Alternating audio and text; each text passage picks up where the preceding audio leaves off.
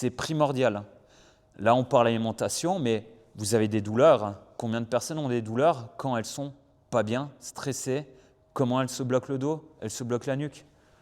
La grande majorité des cas, c'est parce que, pour moi, le 80% aujourd'hui des problèmes liés au poids ou aux douleurs est d'origine purement émotionnelle, qui englobe tout ce qu'on a vu jusqu'à maintenant. Il y a des facteurs traumatiques qui, oui, peuvent être traités où on règle certaines douleurs. Vous mangez n'importe comment, on règle votre façon de manger, on règle une partie des problèmes, mais la globalité, équilibre interne, homéostasie, tout doit fonctionner, tout doit être équilibré. Donc, pour rester sur l'alimentation, au final, vous allez voir que c'est vraiment très simple.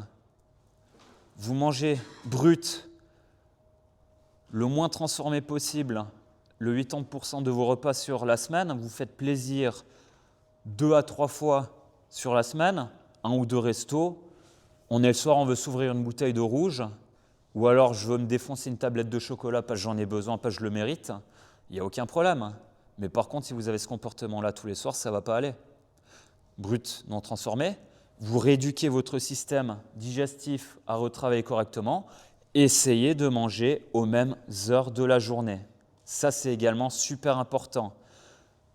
Et qui va en parallèle de ça, la répartition des différents macronutriments. La micronutrition, pour moi, c'est quelque chose qui vient vraiment en dernier temps à partir du moment où on a optimisé le 95% de tout ce qu'on pouvait contrôler pour des sportifs vraiment avancés. Mais si vous faites attention à avoir votre quota de protéines, de glucides, de lipides avec vos fibres dans votre assiette, vous respectez ces 3 principes fondamentaux, vous avez déjà repris le contrôle sur le 80% de votre alimentation. Après, en fonction des différentes personnes, en poussant le truc un peu plus loin, en fonction de la vie que vous avez, est-ce que je suis méga stressé, donc du coup, mon système hormonal est déglingué, donc je vais augmenter mon rapport de lipides par rapport aux protéines? Est-ce que je suis déjà d'un tempérament très excité sur la journée? Je vais diminuer les glucides, augmenter les protéines. Et c'est là que rentrent du coup les suivis qu'on fait, où on cherche à avoir un maximum d'informations sur la vie de la personne pour pouvoir optimiser les 3 curseurs différents sur protéines, glucides et lipides. Mais de manière générale, si vous avez dans votre assiette une bonne source de protéines, si vous avez une bonne source de lipides et un peu de glucides, vous avez déjà fait le 80% du travail. Après, à choisir, je ne peux pas vous donner des aliments types à manger parce qu'en fait, chaque personne a un tube digestif totalement différent. Qui parmi vous aime bien manger des flocons d'avoine? Qui parmi vous supporte les flocons d'avoine? J'en ai mangé pendant 25 ans de ma vie, du jour au lendemain, mon corps m'a fait fuck you. Une année, j'ai eu des ballonnements, mal au dos, des gaz, pas bien du tout. Mon corps ne supporte absolument plus du tout l'avoine.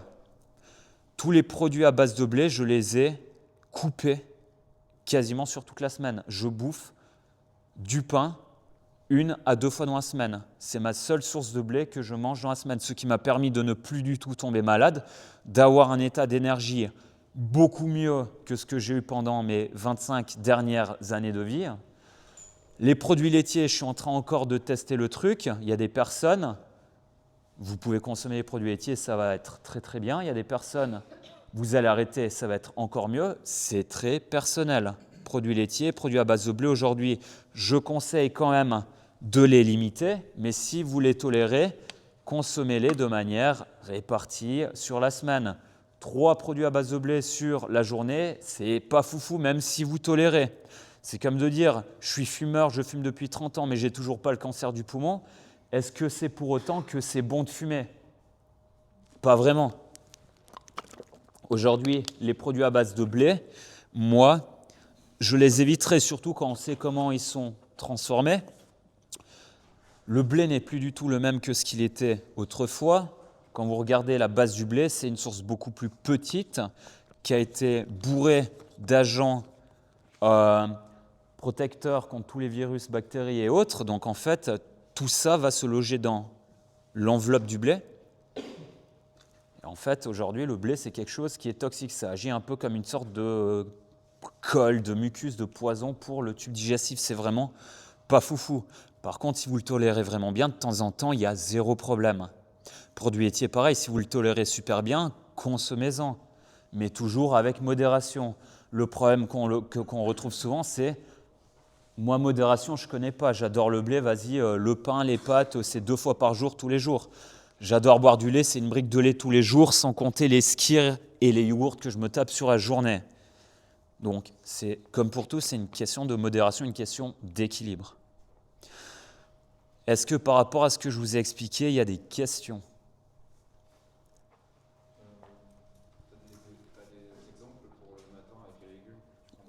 Moi, je prends par exemple soit un concombre, alors tu digères pas, justement, ça dépend des personnes, des tomates. Il y a des personnes qui sont simplement cuire, que ce soit au four ou à la vapeur, des légumes, et puis tu te fais une petite portion de légumes le matin, qui peut donner ce petit goût un peu sucré. Ben justement, tu as la courge qui peut être bien. Mais c'est vraiment, ouais, c'est personnel, c'est en fonction de ce que tu aimes ou pas manger. Moi, franchement, je vais au plus simple, j'ai pas beaucoup de temps le matin, c'est je me coupe mon bout de concombre, ou alors si j'ai pas des petites tomates cerises, franchement, ça fait l'affaire, quoi. Ça, c'est vraiment personnel. Il faut que vous mangez aussi des aliments que vous tolérez et que vous aimiez. Pas rentrer dans quelque chose d'ultra méga hitlérien où c'est surtout pas. Pas souvent, c'est ça le problème, c'est je suis comme ça va pas. Vous devez vraiment garder cette vision périphérique, avoir une globalité, gérer votre vie à 360 degrés. Mais gardez quand même dans tout ça une notion de plaisir, c'est important. Sinon, vous n'allez pas tenir, c'est pas possible. En fait, j'ai envie de vous dire, vous devez pas, la question de tenir ou pas ne devrait même pas se poser. Vous devez créer une nouvelle habitude alimentaire, vous faire plaisir sur ce que vous mangez, mais avoir une habitude sur la qualité, les quantités d'aliments que vous allez manger. Vous êtes habitué à manger de nouveau glucides, protéines, lipides. Il faut éviter de retomber dans l'habitude de « moi, tous les midis, c'est spaghetti bolo, spaghetti carbo ». Une source de glucides seule, c'est vraiment pas bon du tout, quoi. D'autres questions ? Oui. Le matin, en général, tu dis d'essayer de répartir un peu les mêmes quantités Ouais. de macros sur toute la journée. Oui. Et puis, par contre, le matin, tu parlais que Sucre. le foie, Oui. il autoproduisait. Et puis, est-ce que ce serait un peu un cas particulier où à limiter les glucides Alors, sur avoine, moi, ce que je conseille au départ, c'est de répartir les mêmes quantités protéines, lipides, glucides sur tous les moments de la journée, mais dans le but de réamener un équilibre hormonal. Donc, pour que ton insuline sache exactement, que ton pancréas sache exactement comment il est censé travailler, combien de quantité il est censé sécréter. Donc là, de toute façon, ça ne va pas avoir, disons, un incident majeur. Par contre, si tu te tapes ce qu'on est habitué à avoir, la tartine avec, parce que c'est sain, on nous a toujours dit le jus d'orange, ouais, alors là, par contre, c'est pas fou. Mais si tu gardes justement cet équilibre, tu vas justement limiter ce pic d'insuline. Moi, je te dis, dans un premier temps, on répartit le tout pour amener un équilibre. Et d'une fois qu'on a réapporté un équilibre, que la personne n'a plus la fatigue matinale, n'a plus tous les symptômes qu'elle avait, plus de ballonnement, les selles sont de nouveau bien, la digestion est bonne, le sommeil est de qualité, plus de réveil nocturne, de l'énergie sur toute la journée, plus de crise d'hypoglycémie réactionnelle en début d'après-midi. D'une fois que tu as tout ça, ton corps commence, en fonction de comment tu vas rééquilibrer justement tes macros, en fait, te faire perdre du gras et prendre du muscle. Et d'une fois que tu atteins un certain palier, là, on va partir à ce moment-là dans quelque chose où on va optimiser tout ça. Moi, par exemple, j'aime bien couper les glucides le matin parce qu'en fait, en vrai, on n'en a pas besoin. Comme tu sécrètes ton cortisol qui libère du glucose naturellement le matin, tu n'en aurais même pas besoin. Mais si ton corps ne sait pas comment il doit travailler et qu'il produit pas assez de cortisol le matin parce qu'en fait, tu as éclaté ton système, ton cycle circadien et tu produis du coup pas assez de cortisol, tu n'auras pas cette libération de glucose matinale. Et donc, ça va se manifester sous « j'ai la dalle à 9h ou à 10h et je saute sur tout ce qu'il y a ». Donc le but premier, c'est vraiment de rééquilibrer ton cycle circadien, ton système hormonal, ton corps à travailler de la bonne façon. Et d'une fois que tout fonctionne correctement, seulement à partir de là, tu vas commencer à faire de l'optimisation. Pour moi, ça, c'est vraiment de l'optimisation. Pas de glucides le matin, plus de lipides ou de protéines en fonction de ton profil. À midi, je vais rajouter une bonne dose, mais je vais diminuer ça. Après, tu joues avec les différents curseurs en fonction du profil de la personne. Mais ça, c'est vraiment de l'optimisation en fonction de comment ton corps à toi fonctionne. C'est pour ça que je dis, tu ne peux pas avoir une recette toute faite. Chaque personne fonctionne différemment. Je vais te donner à manger les mêmes quantités que moi je mange à midi. À mon avis, toi, aujourd'hui, tu ne seras pas très bien. Si tu regardes la gueule de mon assiette du midi, je te jure, tu es en train de dormir l'après-midi. Et si moi je mange ce que toi tu manges, je ne vais pas être très bien non plus. Tout doit être vraiment personnalisé par rapport à votre vie et par rapport à votre fonctionnement interne. Je vais reprendre gentiment les questions que vous m'avez posées, parce qu'il y en a quand même pas mal. Donc typiquement, les shakers de protéines, quand faut-il les prendre? Alors, shaker de protéines, pas shaker de protéines? Oui et non. Pour moi, shaker de protéines, je le prendrais si d'un coup, je pense que tu dis ça parce que tu me vois tout le temps prendre mon shaker. Moi, je prends mon shaker en général direct après mon entraînement ici, parce que quand je m'entraîne, en général, je donne 3 heures de cours et je ne suis pas avant 21h à la maison. Donc, entre 17h et 21h, moi, je suis là. Alors, hier, je tank un panettone. Au passage, je m'entraîne pendant 2 heures de temps. Je fais de la force du renfort plus un WOD intensif à la fin. J'ai complètement vidé tous mes stocks de glycogène. Il faut prioritairement que je les refasse. Et donc ça passe par source de glucides prioritairement après l'entraînement. Et d'une fois que j'ai bouffé mes glucides, en parallèle de ça, tu peux optimiser en rajoutant justement de la protéine pour limiter le pic d'insuline et limiter du coup la fringale. Donc shaker de protéines, si toi tu finis ton entraînement et que disons dans l'heure qui suit, tu peux être à la maison pour souper ou pour manger autre chose, je te dirais ça n'a aucun sens. Moi, je dois le faire parce que je dois assumer les 3 heures qui suivent, quoi. Je ne me rappelle plus s'il y avait dans les questions ou pas, mais je vous parle de ça. Optimisation.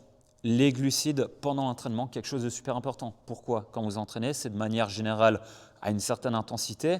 L'intensité de l'entraînement produit un stress métabolique, produit du cortisol. Le cortisol, hormone opposée à l'insuline, crash de glycémie.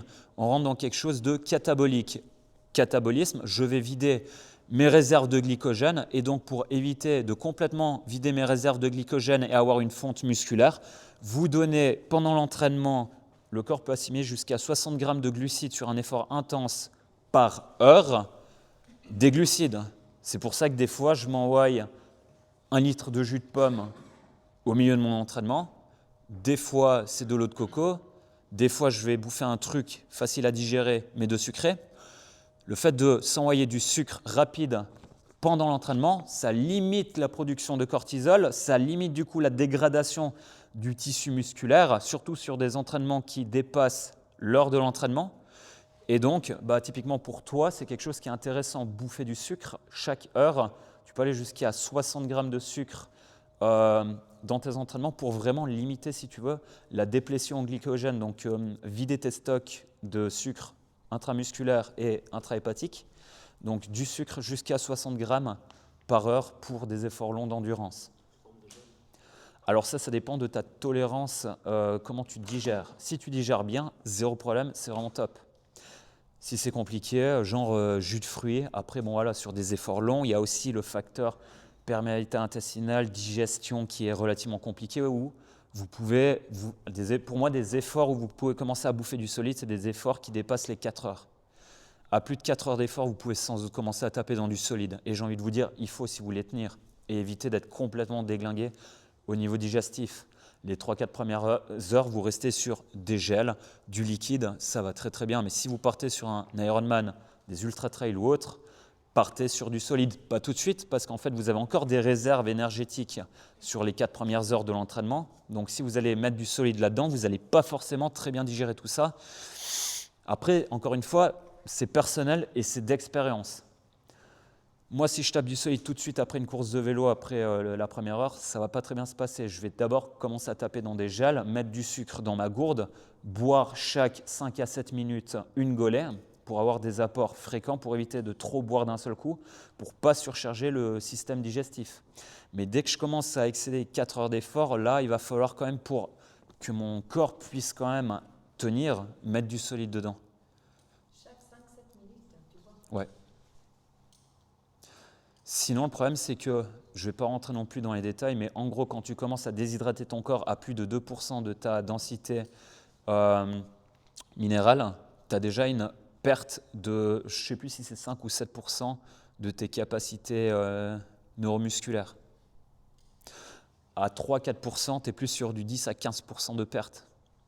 Prends un exemple, tu es déshydraté, en plus l'été méga chaud, au lieu de tenir un 200 watts sur ton vélo de moyenne sur une endurance fondamentale, pour produire la même énergie, tu seras plus qu'autour des 170 watts pour être dans la même intensité si tu veux, juste à cause de la déshydratation. Donc il y a une réelle perte de capacité physiologique à cause de la déshydratation. C'est vraiment super important. Les gens qui boivent pas beaucoup et qui me disent « mais moi je ressens pas la soif », c'est comme pour tout. Tu n'es jamais habitué à boire, tu n'as jamais créé l'habitude de boire, mais ton corps, lui, il se déshydrate et malheureusement, il y aura les effets qui vont arriver après 3-4 heures de course. Et quand tu commences à avoir des crampes ou autre, c'est encore autre chose. Mais je veux dire, l'hydratation, c'est vraiment super important. Même sur des entraînements de 1 heure, il faut boire un minimum, très important. Donc, pour revenir aux consommations de protéines, si vous pouvez rentrer et manger dans l'heure, vraiment top, pas de consommation de protéines. Les protéines, moi, je les prendrais plutôt, moi, comme je le fais milieu de matinée, avec une collation rapide pour vraiment avoir quelque chose dans le bide. Si j'avais 15 minutes de pause, je mangerais du solide. Mais c'est vraiment par facilité. Donc en fonction de la vie et du temps que vous avez à disposition, les shakers de protéines, pour moi, il y a plutôt de la protéine végétale, végane, qui est très très bonne d'un point de vue digestion. Parce que la plupart des protéines, des whey qui sont faites, le 95% sont faites à base de cheddar, de mauvaise qualité, lourd en digestion. Donc c'est pas ce qu'il y a de plus fou, disons. On le prend parce que voilà, on va chercher à consommer une protéine la moins chère possible. À ce moment-là, prenez une pas trop chère et le mieux niveau rapport qualité-prix, c'est protéines végétales. Même si je suis anti-vegan, je consomme de la protéine végétale. Du coup, tu m'as dit quoi? Shaker de protéines utile chez une femme si tu ne consommes pas assez de protéines sur la journée et que tu n'as pas le temps. Oui, ça peut aider par question de facilité. Il n'y a aucun mal à ça. Après, encore à voir, est-ce que ça va provoquer des ballonnements ou des troubles digestifs? À ce moment-là, choisis plutôt quelque chose de solide. Mais c'est encore une question de facilité. Le bas du ventre gonflé chez la femme, période de règles, souvent c'est dû à des déséquilibres hormonaux. Et la plupart des déséquilibres hormonaux, on arrive du coup avec l'alimentation à régler une bonne partie. Après, en naturopathie, on fait vraiment des très très bonnes choses pour réguler le système hormonal, équilibre œstrogène, progestérone, testostérone chez la femme, avec des plantes. Je ne me rappelle plus exactement quel type de plante il conseille de prendre. Ça va en fait dépendre de est-ce que vous avez un trop plein de progestérone, pas assez d'œstrogène, un trop plein d'œstrogène, pas assez de progestérone, un manque des deux, un trop plein des deux, et dans tout ça, il y a encore la testostérone qui vient jouer par-dessus tout ça.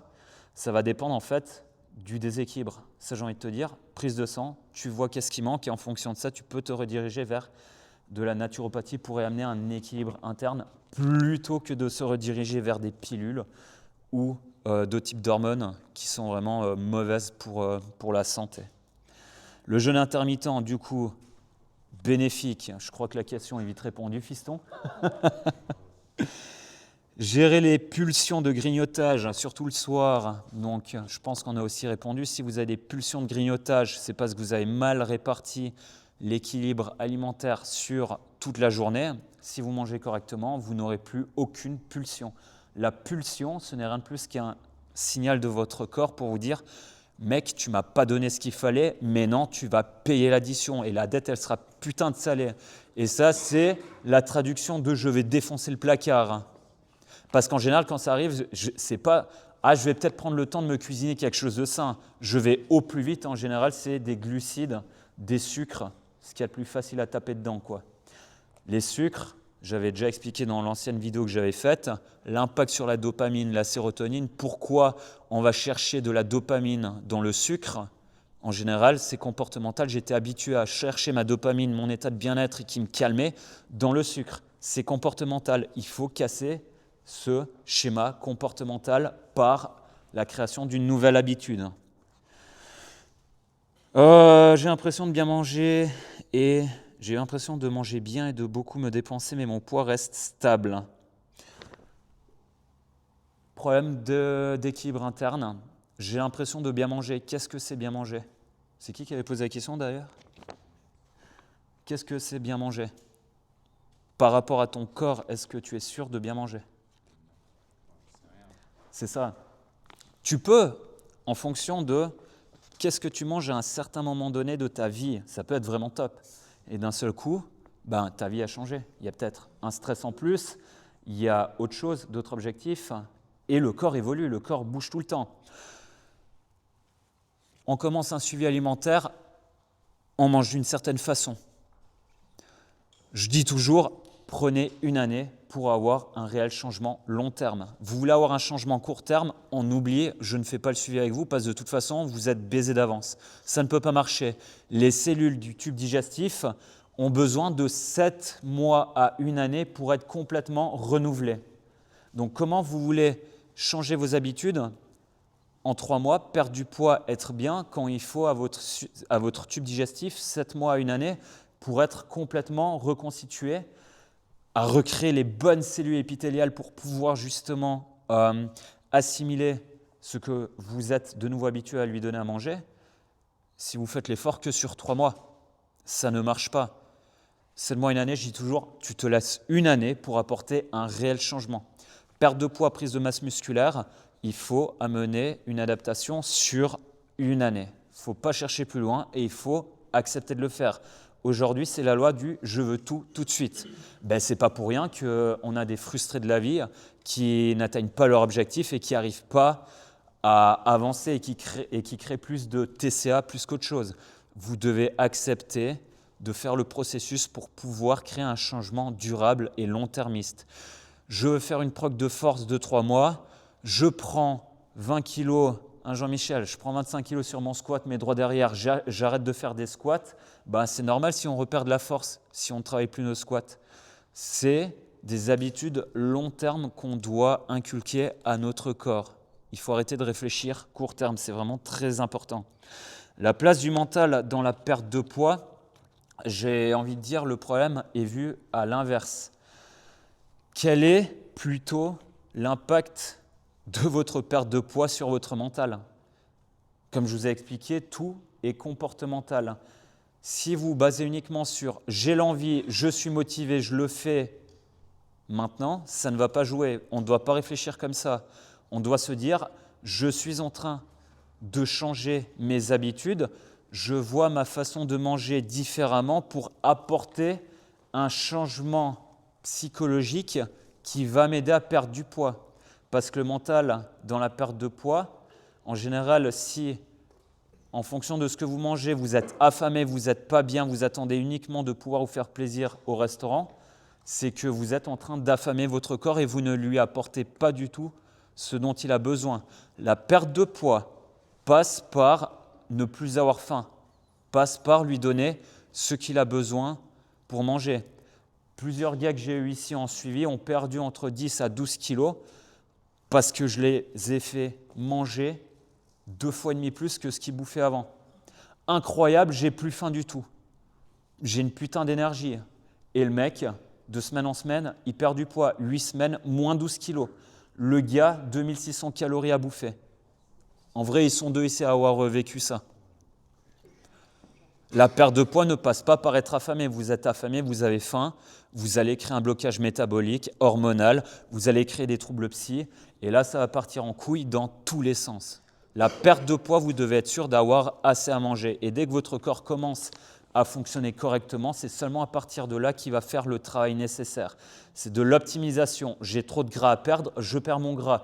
Je fais des entraînements qui nécessitent un développement de ma masse musculaire, je vais créer du muscle, à condition de manger exactement ce qu'il faut. Si vous faites attention à ce que vous mangez, vous suivez un plan, vous ne perdez plus de poids, c'est qu'en fait, le plan n'est pas adapté à vous au moment T. Parce que vous devez encore pouvoir adapter les quantités en fonction des différentes périodes. Le corps évolue. Mon métabolisme n'est pas le même quand j'ai commencé le suivi à 8 semaines après. Vous devez tout recalculer. Ce n'est pas la même chose. Donc, garder le même plan alimentaire, début de suivi, 3 mois, 6 mois, c'est complètement débile. Vous ne pouvez pas faire ça, ça ne marche pas de toute façon. Je pense que la plupart qui l'ont fait ont bien vu que ça ne marchait pas. Parce qu'en fait, le métabolisme a fonctionné différemment. Et si vous gardez les mêmes quantités après 6 mois que ce que vous avez au début, vous allez faire quoi ? Vous allez retourner vers un corps que vous aviez au début qui fonctionnait sur ce métabolisme-là. Donc vous devez toujours recalculer par rapport au moment T de quand vous voulez apporter des changements. Maintenant, nous avons les questions à Monsieur François Leguet. En vrai, il nous a fait 50 pages.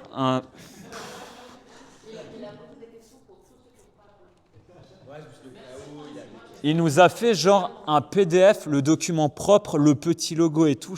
J'ai eu le truc, je me suis dit, François, je ne vais pas pouvoir, c'est pas possible. Bon, il nous a fait un truc propre. Quelles sont les sources de glucides à privilégier dans les repas ? Je dirais source complexe, le 70 à 80% de vos repas. Source simple, donc genre riz blanc, pain blanc, pâte blanche, pourquoi pas de temps en temps, pour essayer d'alléger un peu le tube digestif. Manger complexe va également aider à lisser votre glycémie, mais trop de complexe, ça peut également buter votre tube digestif. Donc bouffer que du complet peut également provoquer des troubles. Donc de temps en temps, pourquoi pas quelque chose de simple pour soutenir le tube digestif. Facteur important. Donc voilà, ça je pense c'est bon. Entre les œufs, comment les considérer dans les repas par rapport aux macros ? Les œufs, protéines, lipides, en fait, moi j'aime bien dire, quand vous devez calculer les quantités de macronutriments que vous mangez, l'œuf c'est un exemple très bien, il y a beaucoup de protéines, il y a beaucoup de lipides dedans, vous devez tenir compte des lipides. Si vous devez bouffer, 30 grammes de protéines, 20 grammes de lipides, et dans un œuf vous avez 7 grammes de protéines, 5 grammes de lipides, vous allez calculer les deux. Vous allez prendre en compte l'aliment principal, donc le macronutriment principal, et si en deuxième macronutriment ou troisième macronutriment, ça dépasse le 30% de la totalité de l'aliment, exemple, pour 100 grammes de riz, 80 grammes de glucides, je dis un truc faux et au pif, 40 grammes de protéines, vous allez tenir compte de ces 80 grammes et 40 grammes de protéines. Par contre, si riz, 80 grammes de glucides, 20 grammes de protéines, vous n'allez pas forcément tenir compte. Alors bon, là, c'est quand même une bonne quantité, mais si ça n'excède pas les 30% en second macronutriment, vous n'avez pas besoin de tenir compte. Vous ne devez pas être au gramme près. Le but, c'est d'avoir un équilibre sur la semaine, parce que de toute façon, il y a des repas où tu vas manger un peu plus, d'autres un peu moins de lipides et de protéines. C'est normal. Le but, c'est de lisser, d'avoir tes 3 macronutriments. La qualité, le timing de la nutrition, c'est vraiment les facteurs les plus importants. 3 repas par jour ou 2 petites collations sur la journée. J'ai déjà répondu. 3 gros repas, une collation. Gros repas, collation. Gros repas, collation. Vous pouvez. C'est mieux que 3 gros repas ou 2 gros repas. Vous pouvez, c'est bien. Mais si vous me posez la question de qu'est-ce qui est mieux, je vais vous dire des moyens repas, 4 à 5 fois dans la journée. Et encore une fois, ça va dépendre. Juste pour faire le parallèle de cette question au jeûne intermittent, qui est quelque chose pour moi d'intéressant, moi, ça m'arrive des fois le dimanche de ne pas bouffer avant 13h. Pourquoi ? Parce que je veille à souper genre autour des 19h, 20h le samedi soir. Je ne mange plus rien jusqu'à dimanche 1h, absolument pas pour perdre du gras, pour entrer dans un système d'autophagie. C'est-à-dire, mon organisme, mon tube digestif, va commencer à autodigérer toutes les mauvaises cellules, les vieilles cellules ou les cellules cancéreuses, c'est un système d'auto-nettoyage de votre organisme. Et j'ai envie de vous dire, le meilleur bénéfice du jeûne intermittent ou du jeûne, c'est l'autophagie. Vous ne devez pas voir le jeûne intermittent pour la perte de masse grasse, vous devez le voir pour un nettoyage interne de toutes les cellules qui ne fonctionnent plus correctement, des cellules cancéreuses ou autres. On en a tous. Le problème, c'est que si on l'encrasse, notre organisme, au bout d'un moment, il aura de la peine à éliminer ces cellules. Donc, de temps en temps, ne plus rien manger pendant 18 à 24 heures peut vraiment avoir un effet bénéfique sur ce système d'autophagie. Vous le faites une fois chaque 2 à 3 semaines. Si vous voulez le faire de manière régulière, c'est vraiment très, très, très bon pour ça. Et moi, c'est le seul bénéfice que je tire de ça et surtout de laisser mon système digestif au repos, au calme, un moment. Parce que quand vous bouffez 4, 5, 6 fois dans la journée, multiplié par le nombre de jours, de semaines, de mois, d'années, c'est vrai qu'au bout d'un moment, votre tube digestif, les organes vont avoir un peu de la peine à fonctionner au top du top. Donc là, vous foutez un peu de repos à votre organisme, ça lui permettra de mieux recommencer à travailler peu de temps après. Moi, je le fais une fois chaque 2 semaines. Mais une fois par semaine, tu pourrais. Après, en vrai, moi, ça me fait chier de faire ça tous les dimanches et puis tu as quand même envie de déjeuner en famille.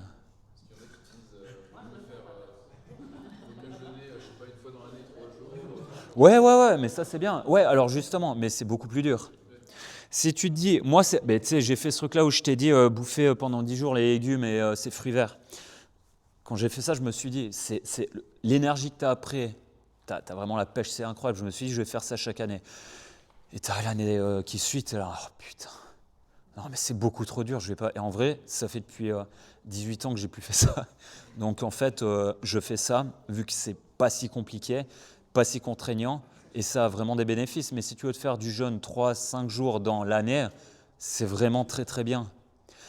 Si c'est trop compliqué, moi je le fais pas, c'est compliqué pour moi de rien manger pendant 3-4 jours. Je n'ai pas un rythme de vie qui me permet de pouvoir le faire. Les 2-3 premiers jours, je serai complètement HS. Je ne peux pas me permettre d'être HS une journée entière, quoi. Donc je ne peux pas faire ça. Mais si vous pouvez le faire, franchement, 3-5 jours dans l'année, vous ne bouffez rien, vous buvez beaucoup, c'est vraiment très très bon. Je vous encourage à le faire si vous pouvez. Ou comme je te dis, tu fais ça de temps en temps, il n'y a aucun problème. Mais ce n'est pas dans l'optique de vouloir perdre du poids, mais plus de je fous la paix à mon corps, je détoxifie mon organisme et je lui laisse récupérer pour mieux repartir après. Ça, c'est très bien. Faut-il compenser les cheat meals et l'alcool ? Alors, l'alcool, comment dire ? Tu dois voir vraiment l'alcool comme quelque chose de méga toxique. D'ailleurs, vous buvez une bière avant d'aller dormir le soir ou un coup de rouge avant d'aller dormir, vous ne dormez pas.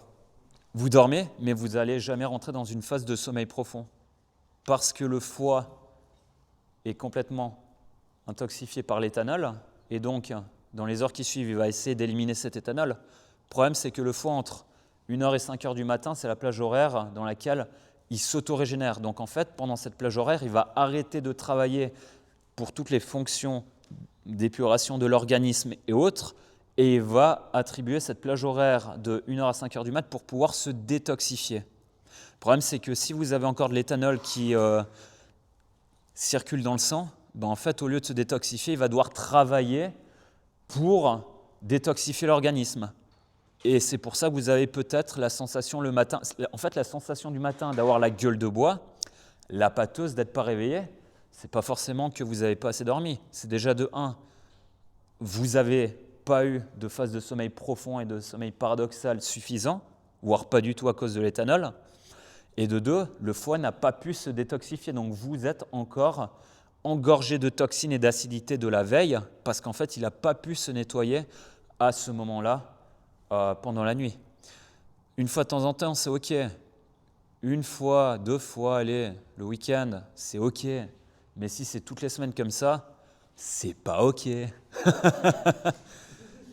L'alcool toutes les semaines, c'est pas OK. Si on regarde vraiment optimisation de votre métabolisme, détoxification de votre foie. Mais de temps en temps, oui. Cheat meal va faire quoi ? Gros repas, beaucoup de sucre, beaucoup de sel. Encore une fois, on défonce le foie. Et il doit se retrouver à travailler. Et en général, on fait des cheat meals le samedi ou le vendredi soir. La nuit, elle va déjà pas être fofolle, tu vas pas très bien dormir parce qu'en fait, le foie, il est complètement engraissé, intoxifié par tout ce que tu as donné. Donc, c'est pas foufou. Donc, qu'est-ce que tu dois faire le lendemain? Auschwitz. Non, je déconne, tout sauf ça. Le lendemain, il faut recommencer à manger normalement. Pourquoi? Parce que tout est comportemental. Vous remangez normalement le lendemain matin, vous donnez simplement le signal à votre organisme que ok, c'était passager, c'était ok d'avoir fait ça une fois, maintenant tu recommences à fonctionner normalement. Tu fais un extrême, tu le punis par un autre extrême en lui donnant rien, ben en fait, au niveau hormonal, ça va partir dans tous les sens. Et ça, c'est pas ok. Comment compter les calories et déterminer celles qu'on brûle, le sport, le NEAT, le métabolisme au repos? Donc, avant de rentrer dans cette branlette intellectuelle de savoir combien de calories je brûle au quotidien, est-ce que vous pouvez me dire combien le stress brûle de calories au quotidien? Quand tu es stressé, combien de calories tu brûles? Quand tu marches, est-ce que tu es sûr de faire un pas qui fait 1m30 et pas 1m50? Non, mais c'est pour vous dire à quel point, chaque jour, le stress qui vous impacte, le nombre de pas pour répondre à ta question, l'activité physique, est-ce que tu t'es lavé les dents à 150 coups ou à 300 coups? Non, mais c'est pour vous dire la débilité de se dire « je reste basé sur un calcul calorique, tu dois manger 1900 calories par jour parce que tu dépenses ça à la personne qui va te dire ça, mais dis-lui, il va te faire foutre, tu n'as absolument rien compris, parce que ça ne fonctionne pas comme ça. » Un jour, tu vas peut-être dépenser 1938 calories. Un jour, tu seras peut-être à 2150 calories alors que tu as eu exactement la même activité et la même fréquence que la veille. Un jour, il y a la grande-tante qui vient te réclamer un héritage. Tu es méga stressé de ouf. Tu vas brûler 500 calories en plus sur la journée parce qu'elle vient te faire chier. En fait, tous les jours, vous allez dépenser des calories différentes. Vous ne pouvez pas calculer en calories. Moi, ce qui m'intéresse, c'est quand je vous dis je calcule le métabolisme basal, quand je regarde comment votre corps fonctionne au repos, comment votre corps fonctionne avec l'activité globale, c'est pour faire une norme, pour pouvoir calculer ensuite les différents macros, pour avoir un équilibre global sur la semaine. C'est pour ça que je te dis, tu manges 38 grammes de protéines sur un repas et après tu es à 26 grammes, franchement, qu'est-ce que ça va changer ? Si sur la semaine, tu arrives à garder un équilibre et à te rapprocher du tir, c'est bien. Pourquoi est-ce que tu peux perdre du poids ou pas? Ta cible, elle est là. Toi, ton équilibre, il est là. Donc, c'est clair que plus tu seras précis sur ce que tu vas manger, plus tu vas te rapprocher de ta cible et plus tu pourras optimiser la perte de masse grasse et l'optimisation de gain de masse musculaire. Plus tu seras précis dans tout ce que tu vas faire, mieux ce sera. Mais après, ça dépend de à quel point toi tu es prêt et tu veux rentrer dans de la précision au niveau des calculs de ta bouffe, de tes entraînements et autres. Tu fournis 60% de travail, ben tu auras 60% de résultats. Ça, c'est le problème que j'ai. Il y a des gens qui suivent à la lettre. Alors, Milo, c'est une Hitler du programme alimentaire. J'ai montré un taux programme, c'est un truc de fou et je t'ai dit, c'est carré. Elle, c'est carré, c'est vraiment carré. Elle aura des résultats de fou, pas c'est carré. La seule crainte que j'ai, c'est de partir sur un TCA type. J'ai mangé 41 grammes au lieu de 38 grammes, je vais rentrer dans un état de panique totale. C'est un peu ça le risque. Mais si vous êtes conscient que vous mettez à fond dans ce que vous faites, que c'est temporaire, le temps de ramener l'équilibre et d'atteindre les objectifs que vous voulez, après on va dans du maintien, c'est OK. Mais c'est clair que d'être au gramme près sur tout ce qu'on bouffe, ça peut mener à d'autres types de troubles, si tu veux. Mais c'est clair que plus tu seras précis, mieux ce sera. Tu vois où je veux en venir?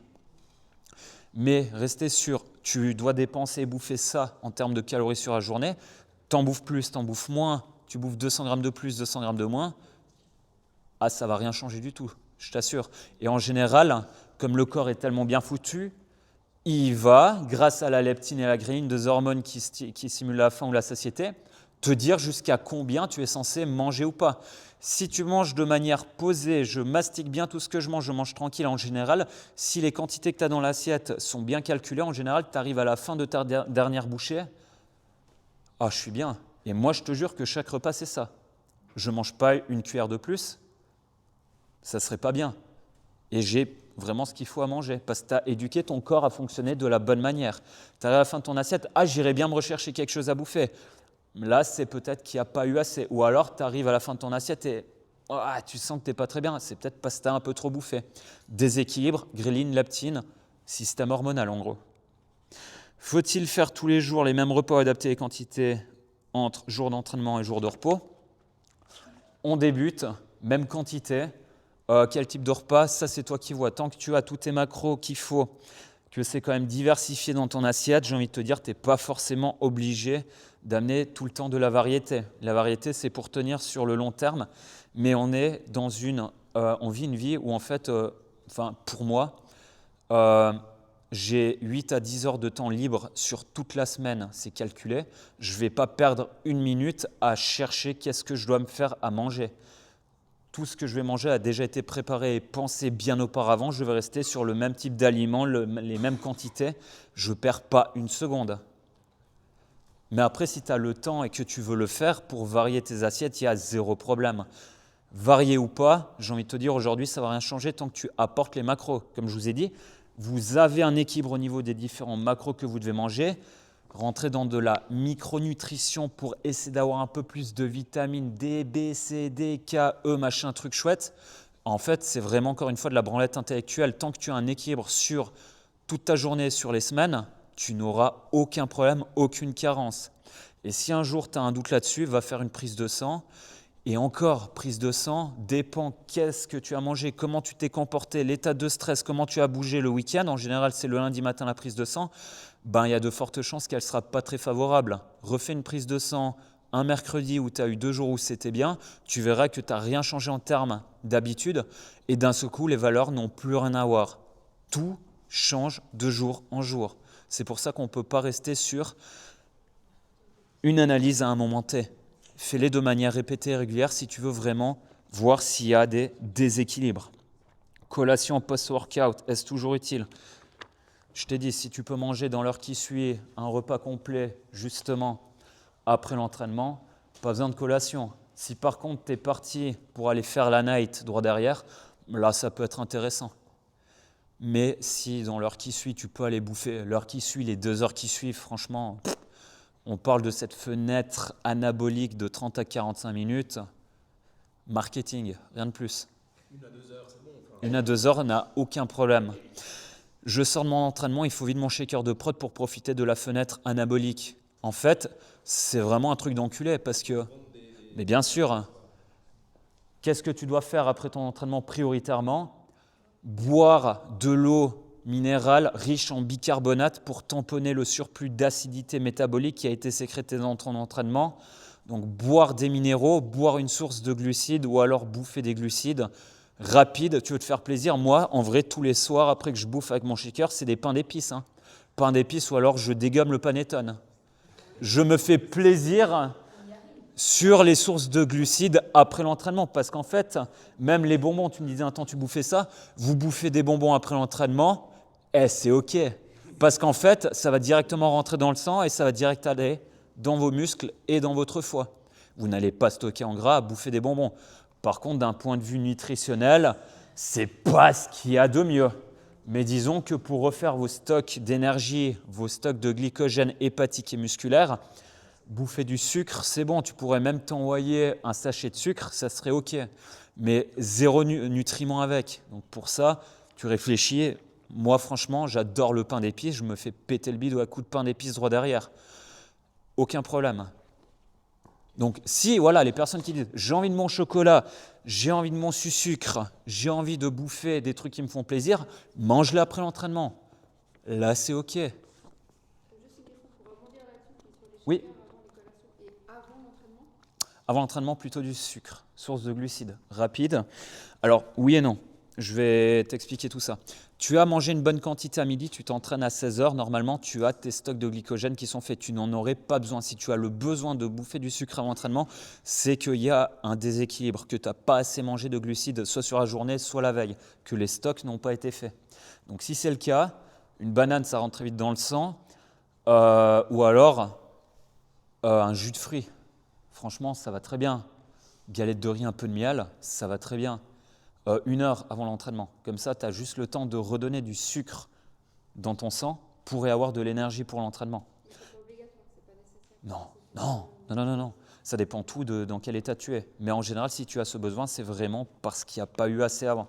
Donc, tous ces besoins rapides en sucre, c'est parce qu'il y a vraiment eu un gros manque sur les jours auparavant et qu'il y a un déséquilibre global qui est là.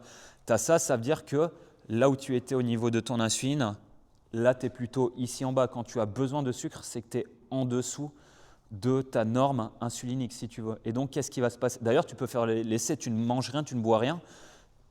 Tu as cette sensation de « ah, j'ai besoin de manger, je ne suis pas très bien ». Tu laisses 20 à 30 minutes le temps que ton corps sécrète du glucagon pour dégrader du tissu adipeux ou tes stocks de glycogène en glucose. C'est le temps à peu près que ton corps a besoin.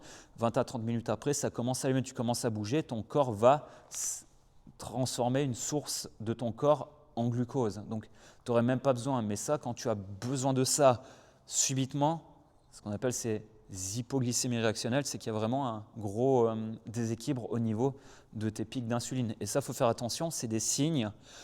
On dit le prédiabète.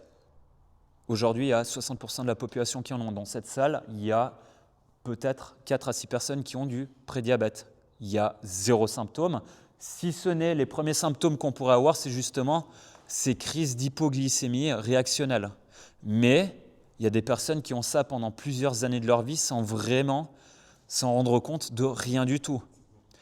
Il faut faire vraiment attention. C'est pour ça que je préfère parler de prévention plutôt qu'autre chose. Parce qu'en fait, à partir du moment où tu régules tout ça, tu es déjà en train de traiter des prédiabètes que la plupart des gens ont, mais qui ne se rendent même pas compte, qui mènent à des diabètes sur les années qui suivent.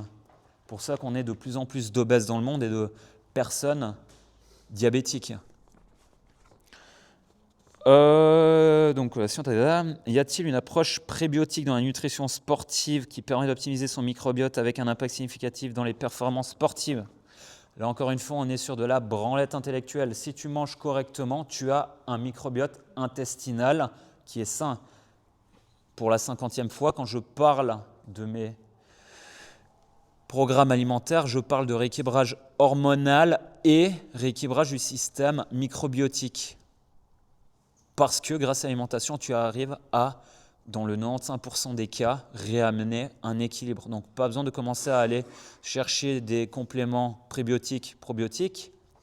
Dans tes fruits et tes légumes, tu as justement tout ce qu'il faut.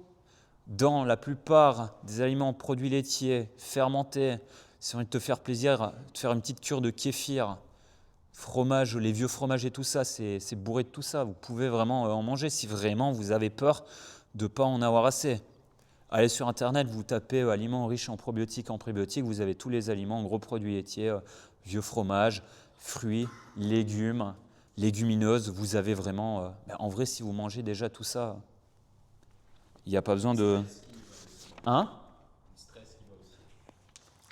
Mec, le stress, ça défonce tout ton organisme. Ça défonce absolument tout dans ton corps. Surtout quand tu ne le gères pas. Il y a des personnes qui viennent, putain, je suis stressé à 10 sur 10. Je suis ouais, t'es là, ouais, bon, ok. Toi, c'est pas un programme alimentaire qu'il te faut. On va pouvoir faire quelque chose. Mais avant tout ça, il va falloir qu'on parle un peu de ta vie, quoi.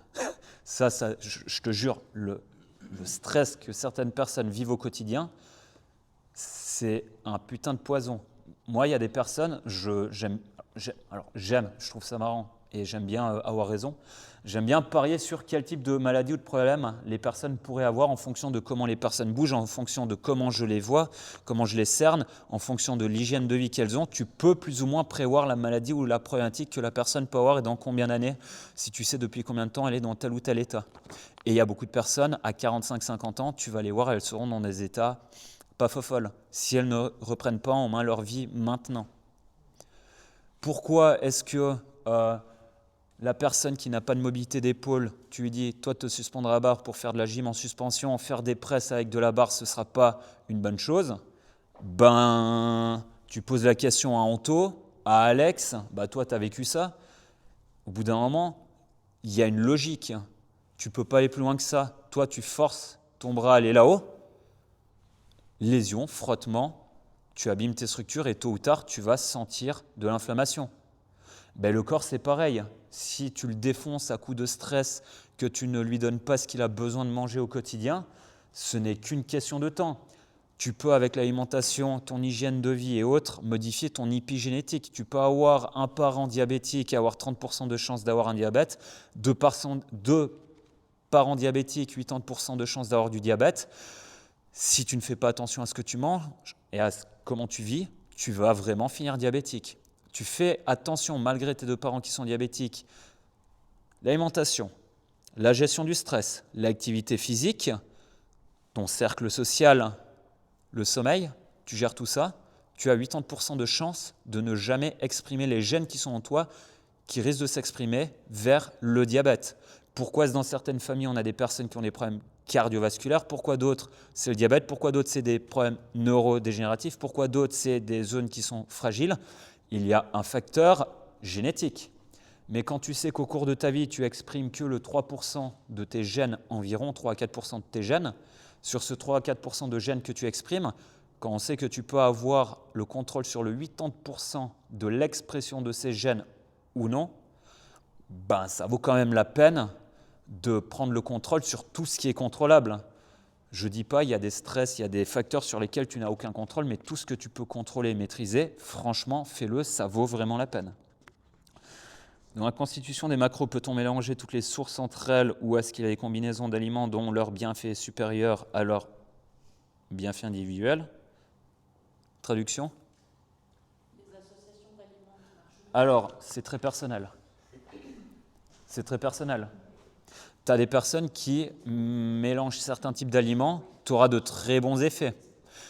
Il y a des personnes qui mélangent leur flocon d'avoine avec du lait. La pêche, c'est incroyable, j'ai mon quota de prod, j'ai tout ce qu'il faut, c'est le feu. Moi, je fais ça, je suis au tapis, j'ai des putains de douleurs de bite, ça ne va pas le faire. Pourtant, est-ce que le lait, c'est mauvais? Est-ce que l'avoine, c'est mauvais? Pas du tout. Sauf que l'association, pour moi, c'est ultra dangereux. Donc, je ne peux pas te donner de réponse. C'est très personnel. Quel aliment tu dois manger ou pas, je ne peux pas te le dire, vu que je ne suis pas toi et je ne connais pas ton fonctionnement interne. Chaque personne aura des fonctionnements différents. Donc, mangez des aliments qui vous font du bien au niveau digestif. Ça, c'est la première des choses. Comment gérer et faire attention à sa consommation de sel? Tant que tu te cuisines tes aliments, tu sais exactement ce que tu mets dedans. On n'est pas censé non plus pas avoir de sel du tout. Ce n'est pas non plus très bon. Mais par contre, foutre du sel dans tous tes repas pour avoir du goût, le problème il est déjà que ton palais a subi des petits problèmes et qu'il a été complètement perturbé par toute la bouffe. Les personnes qui bouffent des aliments bruts non transformés, qui ont l'impression que ça n'a aucun goût, c'est simplement qu'à force de bouffer ultra salé, ultra sucré, les papilles gustatives ont complètement été défoncées. Tu arrêtes le sucre pendant 5 à 6 jours, tu recommences à manger genre un bête fruit que tu trouves un peu fade, tu es là, putain, le truc il est sucré de ouf alors que c'est le même fruit que tu trouvais insipide il y a 6 jours en arrière. Les papilles gustatives se font défoncer par tout ce qu'on mange. Je dis pas il faut plus manger de sucre, pas manger de produits à base de sel, il le faut, on en a besoin, c'est ultra important. Mais encore une fois, tout n'est que question d'équilibre. Donc si tu te fais toi à manger et que tu sels plus ou moins tes repas, aucun problème. Et qui te dit qu'il y a un problème de trop de sel dans ce que tu manges? Moi, je pars en cuisinant, on épice, quoi. On met du sel, du poivre, Ouais. du truc, et puis, T'inquiète, je pense que tu peux y aller à un moment. transformé, il y a plein de sel partout. Alors justement, si tu consommes, moi je verrais plutôt tout ce qu'il y a dans l'ultra transformé de mauvais quoi. Est-ce qu'il faut mesurer Non. combien tu mets dans les repas? Toi, t'aimes bien te branler le cerveau, hein. Franchement, si tu fais attention aux bases, c'est comme je te dis, Il n'y a pas besoin de psychoter. François, t'as mal au dos, tu fais quoi? Viens faire 3 fois par semaine tes étirements. Le jour où tu les fais, il n'y aura plus de problème. Fais les bases. Et depuis que tu les as fait, il n'y a plus de problème. C'est comme pour la plupart. On a un Jean-Mich là, vous allez voir de qui je parle. J'ai une question, ma cheville. Mec, je t'ai donné des exercices. 3 semaines après, gros, j'ai une question, ma cheville, elle me fait toujours chier. Ok, attends, je te fais un putain de protocole pour ta cheville. 1 mois et demi après, ouais, JRM, j'ai mal au squat. Je vais te tarter, mon gars, putain. Est-ce que tu as fait ce que je t'ai donné? Ouais, mais non, ferme ta gueule, arrête. S'il te plaît, arrête tout de suite. En gros, vous n'avez absolument pas les bases, vous ne travaillez pas les bases et vous êtes là à me demander combien de protéines je peux mettre par repas pour optimiser. Non, mais attends, commencez par être sûr de maîtriser les bases avant de vouloir aller dans de l'optimisation. Est-ce que je dois manger des glucides ou pas le matin? Mais est-ce que tu sais déjà qu'est-ce que tu consommes en termes de glucides sur ta journée? Est-ce que tu penses que ce sont des bonnes quantités? Je vous dis une chose très simple, hein. Vous avez du poids à perdre, vous ne le perdez pas. Ce n'est pas là-haut le Tout-Puissant qui a décidé que vous n'allez pas perdre de gras. C'est parce qu'il y a plein de choses qui ne fonctionnent pas. Il y a des profils après. Mais si à un moment donné, tu arrives à perdre du poids et que ça bloque, ce n'est pas le Tout-Puissant qui a décidé « Franzi, tu resteras gros et gras toute ta vie ». Non, bâtard. Non. À un moment donné, c'est qu'il y a quelque chose qui ne joue pas dans soit ta vie, soit ton alimentation, soit ton activité quotidienne. Rien ne vient par hasard. Tu n'as pas mal en quelque part par la force du Saint-Esprit. Tout a une cause dans le corps. Sauf que des fois, on ne sait pas d'où vient la cause. Donc, on va essayer de traiter le symptôme. Mais comme le symptôme va toujours durer parce qu'il y a une cause qui est en quelque part, tu peux mettre un pansement sur ton symptôme, ça ne va jamais marcher en fait. Pour ça que je te dis, ne regarde pas ça par un bête calcul calorique. Regarde la globalité de ta vie et tu vas vite, à mon avis, si tu prends le temps de te poser, de regarder la vie que tu as, qu'est-ce qui te stresse, qu'est-ce qui te met bien, pas bien, comment tu manges, à mon avis, tu devrais trouver là où il est le problème. Comment gérer, faire attention? Ah non, ça on a déjà dit.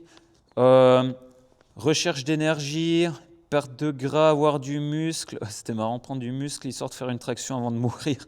Ne t'inquiète pas, tu l'auras ta traction. Et tu sais pourquoi? Tant que tu restes constant sur les entraînements, ça va venir. Ne t'inquiète pas, ça va le faire. La patience. Après, ce n'est pas pour te décourager. Ça fait 6 ans que je fais de la force, des squats 2 à 3 fois par semaine depuis 6 ans. Tu as Jean-Michel Enculé ici qui fait une session de squat 1 fois par semaine pendant 1 mois. Le gars, il éclate. T'as dit quoi? J'ai dit, j'espère que ça a coupé, mais non, ça tourne. Le gars, il éclate mon squat. On a tous des physiologies différentes. Pourquoi est-ce que moi, en gymnastique, je serais toujours bon alors qu'en squat, en force pure, je serais mauvais? Je suis un putain de gringalet, je suis une brindille. Jamais je serai fort. Par contre, je peux être le criquet le plus puissant de la basse-cour. Tu es fait d'une morphologie qui te permet d'être fort, travaille ta force, tu seras encore plus fort. Tu as de la peine à te tracter, tu manques de force sur le haut, il va falloir travailler jusqu'à ce que ça vienne. Et c'est vrai que l'optimisation de ta morphologie dans tout ça, tu perds un peu de gras, tu gagnes en force, en masse musculaire, ça va venir. Mais malheureusement, c'est comme pour tout est comportemental, tout est question de répétition. Tout n'est que question de, je répète, un schéma. Vous devez amener de la répétition. Vous répétez un comportement de connard, vous allez devenir un connard. Vous répétez un comportement de bonne personne, vous allez devenir une bonne personne. Ça fonctionne comme ça pour absolument tout dans la vie. Absolument tout. Vous voulez devenir intelligent, étudiez, répétez. Vous voulez devenir le roi du crack, fumez tous les jours. Ça va être le top. Tout fonctionne par répétition. Et quand vous aurez compris ça, vous aurez compris que tout ce que vous allez faire, vous allez mettre des bonnes habitudes en place, vous allez les tenir sur 1 année, vous allez changer votre vie. Vous ne vous rendez même pas compte. Pour ça que je vous dis, ce n'est pas 2 mois, 3 mois que vous devez faire cet effort, c'est des efforts qui se font sur 1 année pour amener un changement durable, un changement neurologique, un changement au niveau des cellules qui vous composent, un changement au niveau de vos hormones. Vous devez absolument tout répéter. L'alimentation du coureur, qu'est-ce qui est primordial pour le phacochère que tu es, qui doit perdre du poids? déficit calorique, énergie et autres. En fait, dans la course, ce qu'il y a de complexe, bon, toi j'ai dit, toi c'est un profil. Tu es comme David, le gars il se met à courir 4-5 fois par semaine pendant 2 ans pour faire un tiers-dinal. Je cours une fois sur une année, je lui mets 2 heures dans les dents. C'est comme ça, j'ai un profil typé endurance. Je ne m'entraîne pas du tout à faire de la course ou du vélo. Je serai toujours bon quand je vais courir ou faire du vélo. Je ne vais pas éclater les temps, je ne m'y entraîne pas de manière spécifique, mais je serai toujours meilleur que le gars qui est typé force, qui s'entraîne comme un enculé pendant 5 ans. Je lui mettrai quand même la misère sans m'entraîner. Par contre, lui, il arrête de faire ses squats pendant 2 ans. Il recommence les premières barres légères de squat. Il est à 140 kg.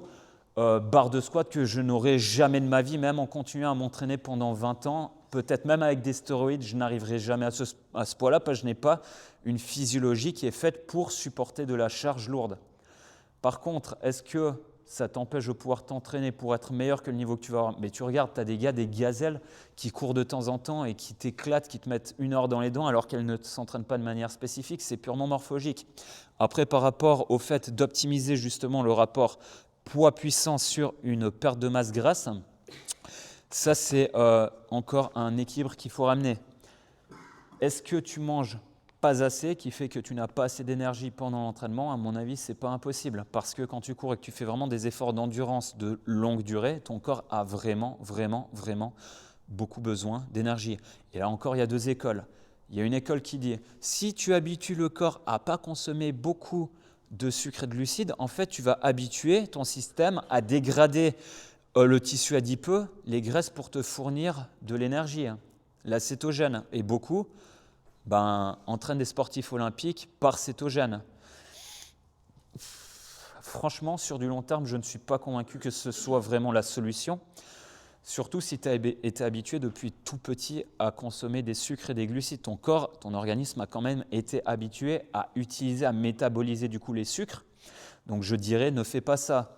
Tu peux y aller sur une bonne consommation de glucides pour pouvoir avoir ton carburant qui te permet de tenir des heures. Après, il faut juste que tu aies la bonne consommation de glucides par rapport à tes besoins. Ça, je ne peux pas te répondre combien tu dois manger. Ça répond vraiment aux besoins que tu dois avoir, toi, sur de la course. Après, tout ce que je peux te dire, c'est qu'il faut bouffer des glucides à côté. Tu dois bouffer plus de glucides que n'importe qui d'autre, vu que ton corps fonctionne à ça. Tu as une réserve, la réserve hépatique en glycogène sera la même pour tout le monde. Par contre, la réserve musculaire, de glycogène intramusculaire, va être beaucoup plus grande chez toi, vu que tu habitues ton muscle à travailler avec les glucides. Donc, il faut vraiment que tu manges beaucoup avant, pendant et après l'entraînement.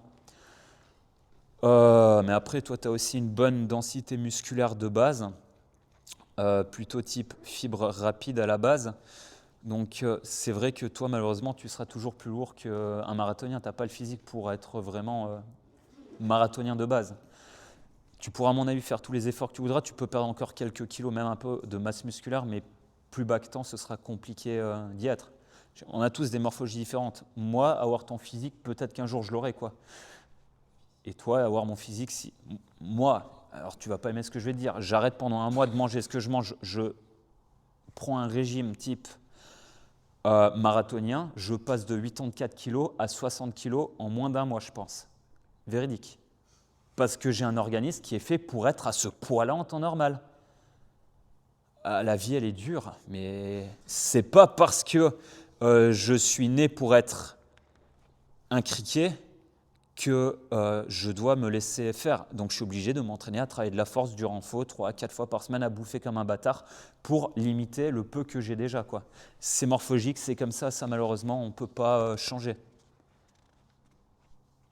Mais à mon avis, tu peux optimiser 2-3 choses.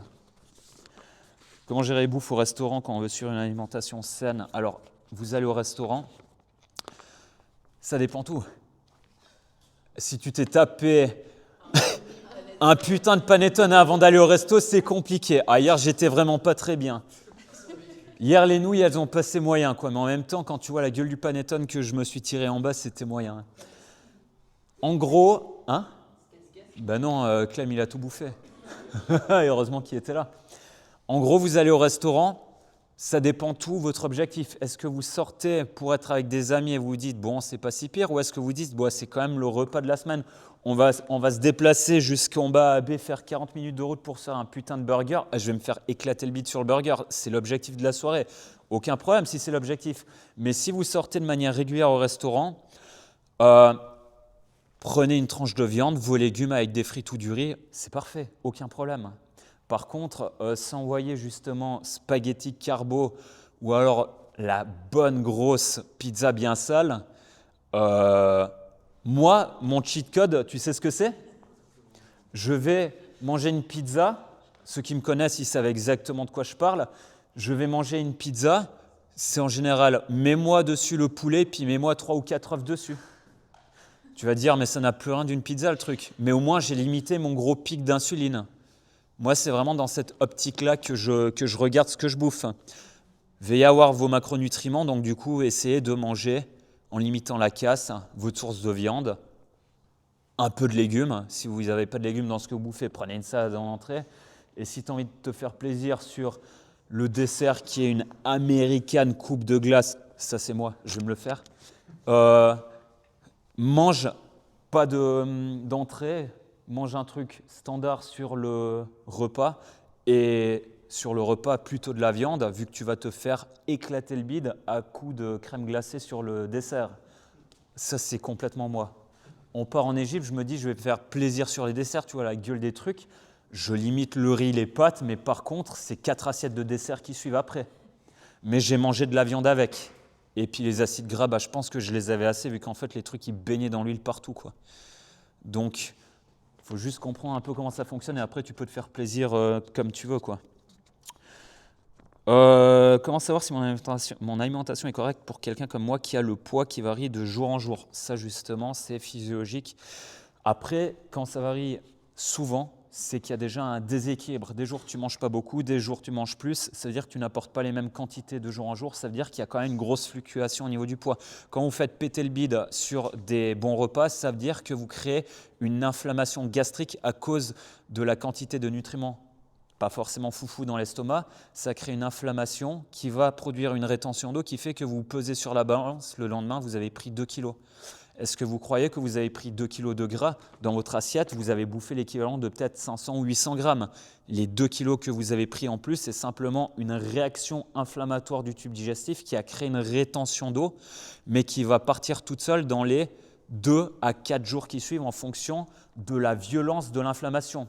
Le jour où je me suis fait la familiale, les 2 burgers, les Oreos, tout le bordel, je pense que j'ai bien pris 4 kilos d'inflammation dans la gueule qui s'est éliminée sur une semaine. Donc c'est cool, tu te fais défoncer le bide un samedi après-midi et il te faut 5 jours pour retrouver un état d'équilibre interne normal. Donc en fait, tout ce que tu fais attention et que tu t'affames sur la semaine ne sert uniquement à rattraper la casse que tu as eue sur un seul putain de repas.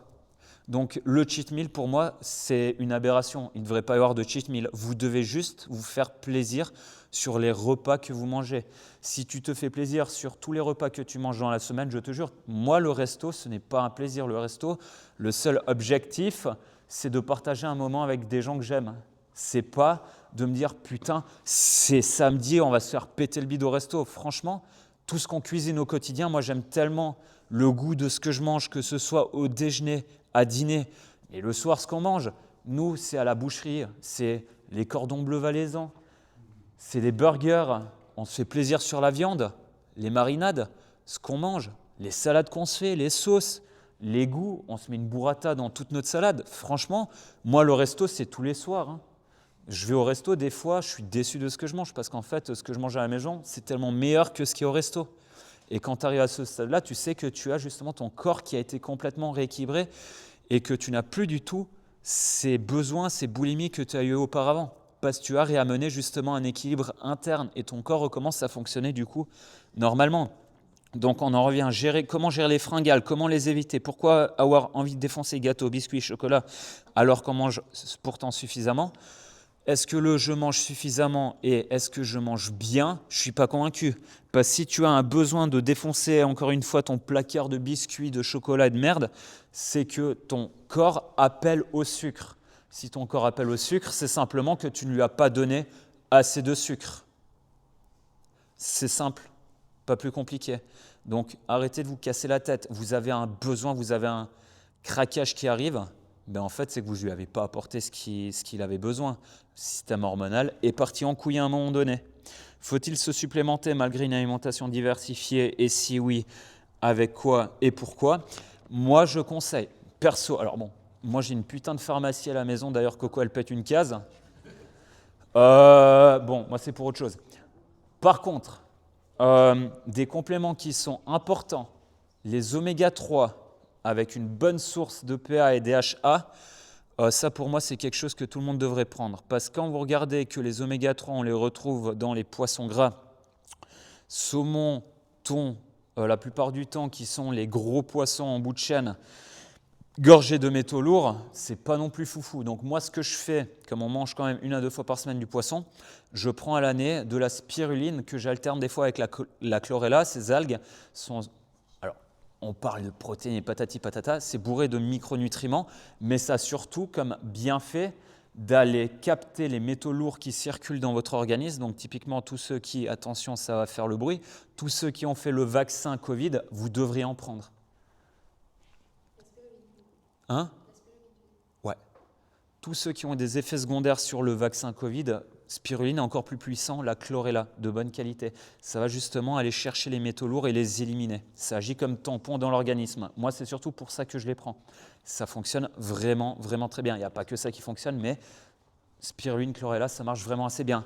Les oméga 3, moi, je prendrais ça vraiment à l'année parce qu'en vérité, on est censé avoir un ratio oméga 6, oméga 3 de 4 pour 1. 4 oméga 6 pour 1 oméga 3. Aujourd'hui, on est plutôt proche du 20 à 50, voire 100 pour 1. On est dans un déséquilibre énorme malgré le fait qu'on mange sainement. Donc, c'est jamais de trop d'avoir une supplémentation en oméga 3 de bonne qualité. Et quand vous allez prendre vos oméga 3, laissez vos oméga 3 si possible au frigo, chose que l'on ne fait pas du tout. Face à la chaleur, ça se dégrade vraiment rapidement. Donc oméga 3, moi c'est un truc que je conseille vraiment. Les autres compléments, des compléments qui sont à mon sens assez importants, c'est le magnésium, surtout pour nous les sportifs. Pour optimiser la qualité du sommeil, le magnésium biglycinate qui marche très très bien, très bonne assimilation. Pour rentrer dans une bonne phase, dans plusieurs bonnes phases de sommeil profond qui rentrent dans la récupération. Magnésium, biglycinate, qui a aussi un effet sur un bon état de relaxation musculaire. Parce que si le muscle reste verrouillé, spasmé la nuit, en fait la récupération, la vascularisation se passe beaucoup moins bien, si vous voulez. Donc le magnésium, pour moi, c'est quelque chose qui est très important. Après, comme je vous dis, vous bouffez pas de la bonne manière, vous bouffez n'importe comment et au passage vous avez picolé 2 fois dans la semaine et vous vous êtes cassé la dalle sur de la malbouffe, ce n'est pas ces compléments qui vont changer quoi que ce soit. Par contre, d'une fois que vous mangez bien, optimiser le tout avec les compléments, ça a vraiment des très très bons effets. J'aime bien coupler le magnésium biglycinate avec le zinc. Le zinc, je le prends le matin. Encore d'un point de vue marketing, on a le ZMA, certains connaissent, zinc, magnésium et vitamine B6, je crois. Le ZMA, c'est un mélange de compléments qu'on donne surtout pour le soir.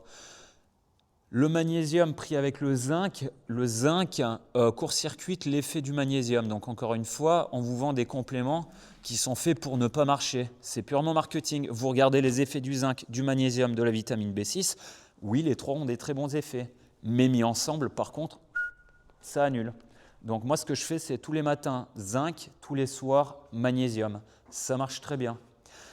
Si vous voulez pousser votre système hormonal à bien fonctionner pour ceux qui veulent prendre du poids ou même réguler leur glycémie, le fenugrec fonctionne aussi assez bien. Vous voulez optimiser votre libido, votre système hormonal et autres, le maca fonctionne également assez bien avec le ashwagandha. Le ashwagandha, pour moi, c'est une des plantes les plus puissantes. Ça, de toutes les personnes qui nous en prennent, d'ailleurs, c'est des personnes qui n'arrêtent plus d'en prendre parce qu'elles voient à quel point ça a un effet. Le ashwagandha, l'effet principal, c'est surtout la diminution du taux de cortisol dans le sang. qui va amener à un état de relaxation, on va dire, parce que moins de cortisol, le soir dit meilleur état de qualité de sommeil. Donc moins de stress, on est mieux.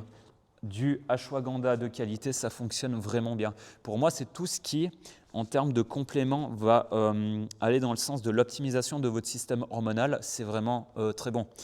Tous les autres compléments, les vitamines, oui, pourquoi pas. La D, oui.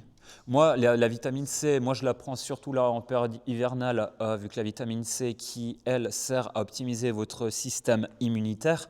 Vitamine C, dans les périodes où vous êtes plus fatigué, où vous avez une digestion pas folle et à l'approche de l'hiver en fin d'année. Complément à base de vitamine C, ça c'est vraiment hyper bien. Cette année, pour la première fois de toute ma vie, c'est la première fois qu'à Noël, je ne suis plus tombé malade. D'ailleurs, depuis que j'ai arrêté le blé, diminué les produits laitiers et que j'ai commencé à prendre ces compléments qui datent de 2024, avril-mai 2024, je ne suis plus jamais tombé malade, alors que depuis que je suis gamin, je tombe toujours 3 à 4 fois malade par année. Et quand on voit l'impact de l'alimentation dans tout ça et de certains compléments, en fait, là, j'ai pu vraiment constater à quel point je vivais pendant ces 31 dernières années de ma vie avec des aliments qui me faisaient vraiment pas du bien. Donc certains compléments, une bonne alimentation, et vous allez vraiment réguler énormément de choses dans votre vie. Pour moi, l'aspect esthétique, ça vient vraiment en dernier, c'est la cerise sur le gâteau, après avoir optimisé tout ce qu'on a évoqué juste avant. Autre complément, protéines, oui justement, si ça peut aider à remplacer certains repas si vraiment vous n'avez pas le temps. Créatine. La créatine, tout le monde devrait en prendre, même les personnes sédentaires, avant même d'avoir le bénéfice de refaire vos stocks d'énergie intramusculaire. La créatine a surtout un bénéfice neuroprotecteur. La créatine aide à protéger, à régénérer vos neurones, aide à du coup mieux se concentrer.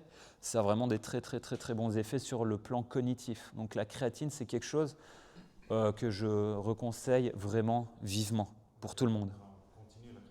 Moi, c'est à l'année, non-stop. Moi, je prends avec mon shaker de prot, là, comme ça, j'ai tout en un. Et quand je ne m'entraîne pas, je prends le matin dans ma petite potion magique que je fais. Je suis un druide, mec. Je prends plein de minéraux et de vitamines sous différentes formes. Je me fais un shaker le matin, je mets la totale. Je suis un putain de druide. Et ça fonctionne vraiment bien. Depuis que je prends ça, franchement, l'énergie va vraiment bien, quoi. Si tu manges assez de viande rouge, est-ce que ça vaut le coup de prendre la créatine? Dans la viande rouge, franchement, sur une bonne tranche, 150-200 grammes, tu as quoi, 3-4 grammes à peu près de créatine. Si on mange ça tous les jours, en fait, j'ai pas besoin de plus. Ouais. Moi, j'ai envie de te dire, c'est vraiment une petite aide, quoi. Mais si tu manges la viande rouge vraiment tous les jours, puis tu en as aussi un peu dans la viande blanche. Hein. Donc, tu en as déjà. Après, si tu veux optimiser, encore une fois, tu sais, moi, quand je faisais du vélo à l'époque, la créatine était interdite en France, considérée comme produit dopant. Donc, je parle de ça il y a 15 ans. Produit dopant, la créatine en France. Il n'y a pas plus tard que 2 semaines, on a enfin inversé cette putain de pyramide alimentaire. Non, mais c'est pour dire à quel point les normes de hier ne sont plus les normes d'aujourd'hui. Tu vas chez le médecin, prise de sang, cholestérol. Il regarde certaines valeurs. Les normes d'il y a 2 ans en arrière ne sont plus les mêmes normes qu'aujourd'hui. Je donne un exemple, si dans le niveau de cholestérol, il y a 2 ans en arrière, tu étais à, je donne un exemple, au bol, tu étais à 40 alors que la norme c'est entre 30 à 50, tu es dedans. Aujourd'hui, les firmes pharma et autres décident de mettre ta norme à 10 à 20, tu es à 40, on te dit « Monsieur, vous avez du cholestérol, on va vous filer des statines, vous n'êtes pas en bonne santé ». Ils ont simplement décidé de changer les normes pour faire du chiffre. Les normes changent. Moi, j'ai envie de te dire, est-ce que tu vas plutôt regarder une norme sur une prise de sang qui a été faite? Est-ce que tu vas regarder une IRM, une radio?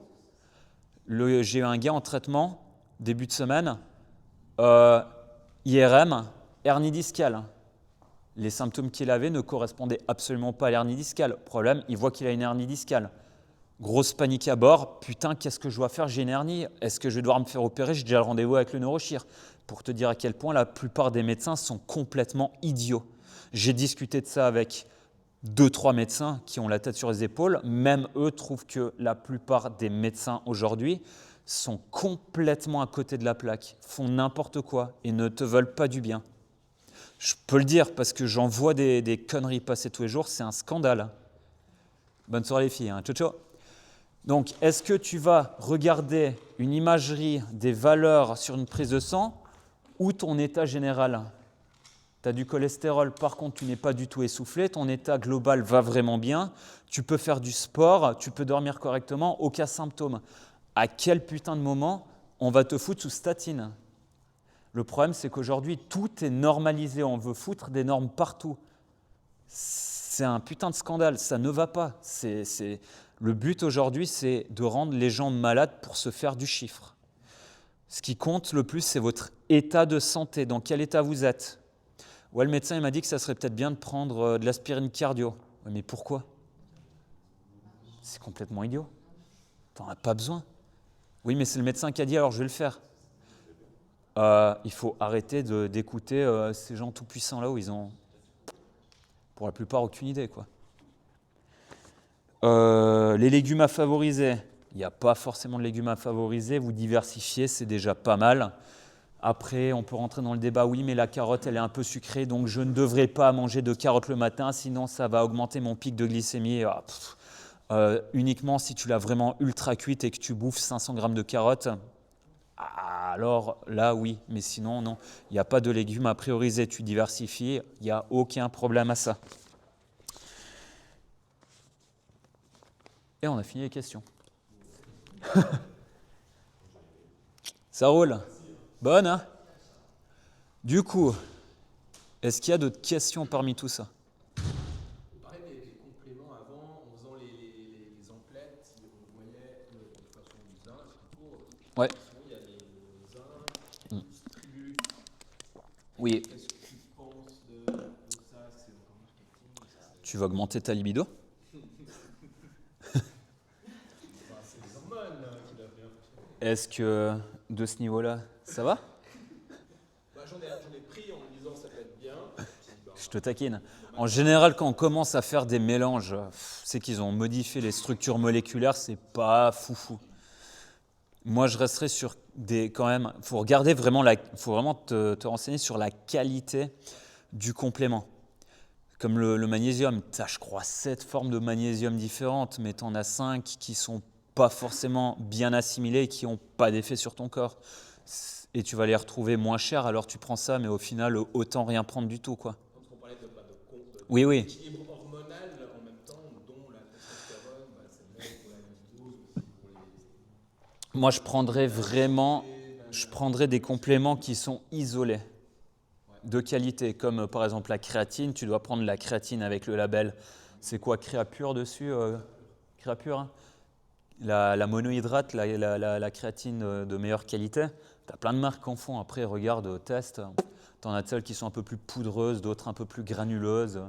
Enfin, j'ai envie de te dire, prends celle qui te convient, quoi. Après, faites des tests. Faut juste regarder après la qualité. Puis après, en fonction des marques, tu prends. Oui, bien sûr. Les sachets? Non. Ça, moi, j'ai surtout commencé à prendre pour prévenir le gros crash qui allait arriver cet hiver avec l'arrivée de la petite, la fatigue et tout le reste. Je prendrais ça vraiment dans les périodes où, si vraiment, comme toi, tu veux faire une prise de masse, où tu sais que tu auras une période surchargée en stress, de fatigue et autres, là, tu peux vraiment charger, il n'y a aucun problème, plus pour t'aider à passer la période, quoi. Mais non, ça, faut pas prendre à l'année. Tu pisses déjà jaune fluo avec ça, tu vois le truc. Je sais pas si c'est forcément. Non, mais ce qui parle le complément, tu pisses jaune fluo. Ouais, je sais. Mec, il y a 1000 mélanges dedans.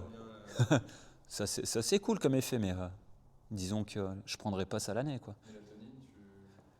Pas trop. Alors, il y en a de ceux qui disent oui ou non. Tout ce qui est hormonal, vu que ça reste une hormone, la mélatonine, tout ce qui est hormonal, je limiterai au maximum, quoi. Enfin, je m'en éloignerai. Si tu as des problèmes de sommeil ou la personne que vous suivez a des problèmes de sommeil, est-ce que la personne gère son stress? Est-ce qu'elle bouge suffisamment? Est-ce qu'au niveau alimentaire, elle gère ces facteurs-là? Après, si c'est toi qui me dis j'ai des problèmes de sommeil et que tu manages absolument toute ton hygiène de vie autour de ta santé, que là, tu as quand même des problèmes de sommeil, alors après, tu as encore d'autres façons de régler ça. Moi, ce qui m'a énormément aidé, c'est les traitements énergétiques. Ça, on oublie trop souvent, mais rééquilibrage énergétique, ça fonctionne vraiment très bien. Et si en essayant un peu toutes ces médecines alternatives, il n'y a absolument aucun effet, why not? Avec discussion du médecin et je ferai quand même un suivi. C'est quoi en France où tu peux acheter librement en pharmacie? Ah ouais? Sérieux? Ah mais c'est pas en discutant avec ton pharmacien? Ah ouais? Putain, si ça commence comme ça, dans 15 ans, on pourra acheter de la testostérone librement, comme tu retrouves dans la plupart des pays. Parce qu'ils ont fait sous format de gummies, alors c'est aussi le côté. Non, mais si ça commence comme ça va vraiment finir comme ça. Dans 15 ans, on va finir avec de la testostérone qu'on pourra acheter librement. Ah, moi, je dirais, putain de merde, j'attendrai d'avoir 50 ans, mais non, mais quand on commence à toucher aux hormones, il faut vraiment faire gaffe. C'est quand vous regardez tout ce qui est précurseur hormonal, toutes les hormones qui en découlent, les liens entre les hormones entre elles, vous foutez le bordel en quelque part, ça peut vite foutre le bordel un peu partout. Le problème, c'est que c'est une fine machinerie qui fonctionne relativement bien. Quand vous commencez à dérégler tout ça, des fois, il n'y a pas de retour en arrière. Souvent, on arrive à réguler un peu le bon fonctionnement hormonal, mais il y a des personnes qui se retrouvent à prendre de la TRT, testostérone de synthèse, en gros, sous forme médicale, à l'année, à vie. Alors, je ne dis pas, à partir de 40-50 ans, la testostérone qui est l'hormone responsable d'énormément de réponses physiologiques du corps. D'ailleurs, la plupart des personnes qui commencent à devenir dépressives ou à être pas bien à partir de 30-40 ans, c'est des personnes, quand vous faites une prise de sang, qui ont la testostérone dans les chaussettes. Au lieu de commencer à prendre des GABA-énergiques, des anxiolytiques, antidépresseurs et autres, qui au final sont des dérivés de certaines hormones, vous faites un traitement à base de testostérone et vous faites tout ce qu'il faut pour réamener un équilibre de testostérone, ça règle le problème. La personne n'est pas dépressive, elle a juste un gros manque de testostérone. Et vous faites quoi? Vous allez lui foutre des putains d'anxiolytiques. Et en général, quand on commence avec ça, on ne s'en sort plus. Vous faites quoi? Vous en prenez, on diminue gentiment les doses pour sevrer la personne, sauf que d'une fois qu'elle est sevrée, la personne, comme la problématique de testostérone n'a toujours pas été réglée, comme par miracle, elle recommence à devenir dépressive. Et j'en connais dans mon entourage proche, depuis 15 ans, à faire le yo-yo chez le médecin. Je suis dépressif, je vais bien, je suis dépressif, je vais bien. 15 ans de vie à faire ça. Alors que cette personne n'a toujours pas compris qu'en fait, je sais exactement comment elle mange. À ce niveau-là, ça crache tout le reste. Et donc, gros déficit de testo, et donc dépressif. Et ça fait comme ça, bim, bim, bim, bim, bim, à l'année. Avec plaisir, ciao, ciao. C'est le manque d'hormones, parce que comme expliqué au début, c'est souvent le stress. Le manque d'hormones, le manque de quelle hormone? C'est ça? Sérotonine, dopamine, GABA, produits dans votre intestin. Vous déglinguez votre intestin, notamment à cause du stress. Parce que le cortisol, il va niquer toutes ces hormones. Il va tout niquer, bien sûr. Donc s'en injecter. Donc, vouloir compenser ça par des médicaments, par une bonne alimentation, alors que toi, tu continues à subir ton stress quotidien, mais c'est pour ça que j'ai introduit tout ça avec ça. Parce que c'est la plus grosse problématique qui va faire que si tu ne règles pas ça, tu ne vas jamais réussir à perdre du poids ou à retrouver une bonne santé mentale ou autre. Tout n'est que question d'hormones. Et l'hormone la plus puissante, l'hormone qui déglingue tout le monde aujourd'hui, c'est le cortisol. L'adrénaline, la noradrénaline et autres hormones qui vont dans le sens à stimuler le système sympathique qui vous défonce au quotidien, qui est responsable de la plupart des maladies auto-immunes, neurodégénératives, cancers et autres. Donc c'est un ensemble. Vous devez avoir une vision à 360 degrés. C'est vraiment ultra méga important. Ça joue? Autre chose? Good. Bon, ben si vous avez d'autres questions ou s'il y a autre chose qui vous semble pas clair ou si vous n'êtes pas sûr de comment vous devez manger ou autre, nous de toute façon on est là. Si vous avez des questions sur des compléments que vous voulez prendre, on est là. Donc n'hésitez pas. Ne restez pas dans le doute à attendre que le Saint-Esprit vienne faire ce qu'il faut faire. Ça ne marche pas comme ça. N'attends pas l'arrivée du petit Jésus, François. Good. Putain, il me reste encore du cortisol en liquide là. Avec plaisir. Putain, et moi, je suis complètement liquéfié, j'ai les jambes déglinguées. Ça va pas faire des bonnes boules, ça. Hein? Ça va pas faire des bonnes boules. Mec.